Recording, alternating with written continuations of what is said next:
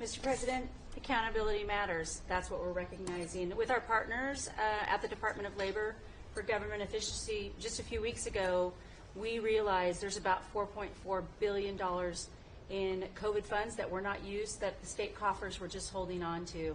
Out of that, we've returned $1.4 billion back to the state treasury, so essentially to the American people, and we'll go back and claw the rest of those billions of dollars back. And on the heels of that, late last night, we're understanding unemployment insurance fraud. That trust needs to be whole for the American people. When we need it for who deserves it. That's not what we're seeing. And the numbers that we saw last night, again, exposed by our partners at DOGE, at the Department of Labor. Since 2020, over $400 million of payments have gone out already. And when you hear these numbers, apparently in the United States, we have over almost 25,000 people who are over 115 years old who are collecting $59 million that we have sent out to people. Talk about fraudulent behavior. Mr. President, 28,000 people between 1 and 5 years old have collected fraudulent payments at the tune of $254 million has gone out. And lastly, 10,000 people who have not been born yet, 15 years into the future, $69 million, and they haven't even been born yet. In one case, they will be born 129 years from now.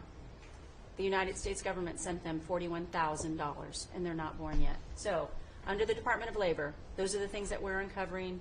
I couldn't be more honored to tell the American people that we're bringing back their dollars and we're saving them and returning them to the United States Treasury.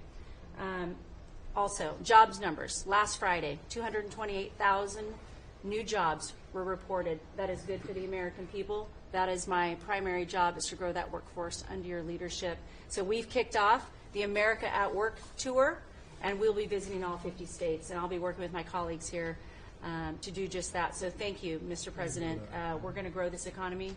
We're going to keep our focus on the American worker. So you're finding tremendous fraud, though. Those numbers are really bad when you Unheard of. over 115 years old. And I think you had mentioned the oldest person in our country is 114 years old. Reported. That's pretty good. A woman living in Pennsylvania, but apparently there's 24,000 more of them that are 115 or older. That we're I hope you hear giving that. to. So we have 24,000 older than the oldest person.